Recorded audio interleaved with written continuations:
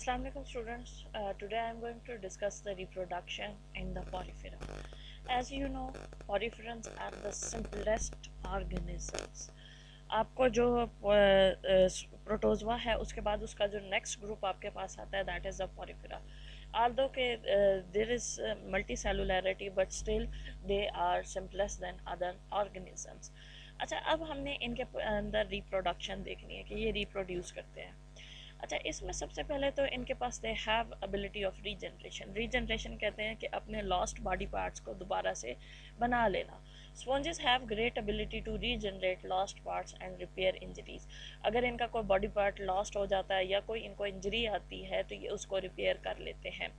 Regeneration following fragmentation is one mean of asexual reproduction.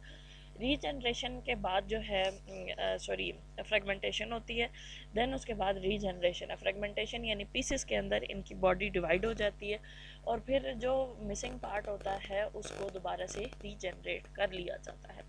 तो so this is the regeneration in sponges. अच्छा, उसके बाद आप asexual reproduction में इनमें बडिंग भी आएगी. यानी आपको मैंने बताया था कि बर्ड जो होता है it is a mass of cell produce by mitosis. अब बर्ड इंटरनल बॉडी में भी हो सकता है और एक्सटर्नल बर्ड्स भी हो सकते हैं. अच्छा, एक्सटर्नल जो बर्ड्स हैं they small individuals that break off after attaining a certain size. अब अगर पेरेंट बॉडी पे एक्सटर्नली बर्ड बना है तो वो ग्रो करेगा और जब इंडिविजुअल का एक स्पेसिफिक साइज हो जाता है तो वो पेरेंट बॉडी से कट ऑफ हो जाता है. लेकिन जो इंटरनल बर्ड्स हैं उनके सेकंड नेम जिम्यूल्स भी उन्हें कहा जाता है. They are formed by the archaeocytes that collect in the mesohyl. They are coated with the tough spongin and spicules. Survive harsh environmental conditions. अच्छा, इंटरनल बर्ड्स ये जिम्यूल जो होते हैं ये इसकी डायग्राम भी आप देख सकते हैं. माइक्रोपाइल है, इनर मेम्ब्रेन है, आर्कियोसाइट्स एंड स्पिक्यूल्स. ये तभी रिलीज़ होते हैं जब जो पेरेंट स्पॉन्ज है उसकी डेथ होती है तो उसके बाद ये बॉडी से बाहर रिमूव होते हैं, निकलते हैं और देन ग्रो करके पूरी नई स्पॉन्ज बना देते हैं. सेक्सुअल रिप्रोडक्शन में इनके पास मोस्टली मोनेशियस है. Monoecious mean both sexes present in same individual. अच्छा, इनके जो स्पर्म्स और एग्स हैं वो कहाँ से अराइज होते हैं? दे अराइज फ्रॉम कॉनोसाइट्स एंड और आर्कियोसाइट्स. कॉनोसाइट्स का दूसरा नाम आर्कियोसाइट्स भी है. तो उन्हीं से इनके स्पर्म्स और एग्स वगैरह रिलीज होते हैं. In some one sponges release sperm which enter the pores of the other sponge.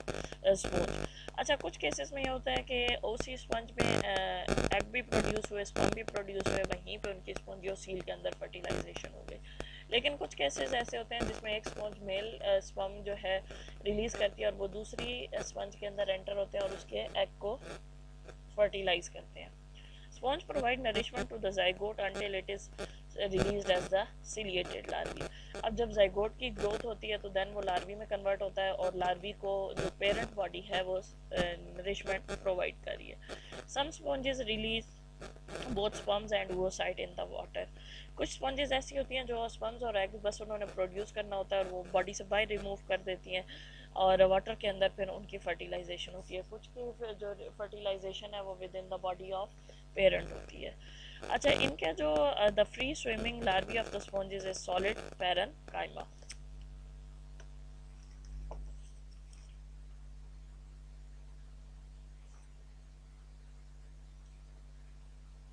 और इनका जो लार्वी होता है उसको आप ट्रोकोफोर लार्वी भी कहते हैं. अच्छा, फिर हमने देखना है कि स्पॉन्जेस का यूटिलाइजेशन कहाँ कहाँ पे है, कहाँ कहाँ यूटिलाइज होती हैं. कुछ मैरीन भी होती हैं जो है इसमें इनकी जो यूटिलाइजेशन है ये थोड़ी सी आप डायग्राम्स देख लें कि कितनी ये कलरफुल स्पॉन्जेस हैं. ये डेमोस्पॉन्जी की जो है एग्जांपल है और ये आपके पास आती है उसमें ल्यूकॉन बॉडी फॉर्म्स के अंदर आती है. अच्छा, dolphin attach sponge to the nose. Dolphin अपनी नोज़ के साथ स्पॉन्ज को अटैच कर देते हैं और देन सैंड में से ना फूड यूज़ करते हैं. वैसे तो उनको ये होता है ना कि उनकी नोज़ डैमेज हो सकती है, लेकिन जब उन्होंने स्पॉन्ज लगाई हुई थी तो ज़ाहिर है जो भी डैमेज आता है वो स्पॉन्ज को आता है, उनकी नोज़ को डैमेज नहीं आता. ह्यूमंस भी कमर्शियल पर्पज़ के लिए स्पॉन्जेस यूज़ करें, वॉशिंग वगैरह के लिए, मेडिसिनल पर्पज़ के लिए भी यूज़ होती हैं, एंटी माइक्रोबियल इनकी एक्टिविटी होती है उसके लिए भी ये यूज़ होती हैं.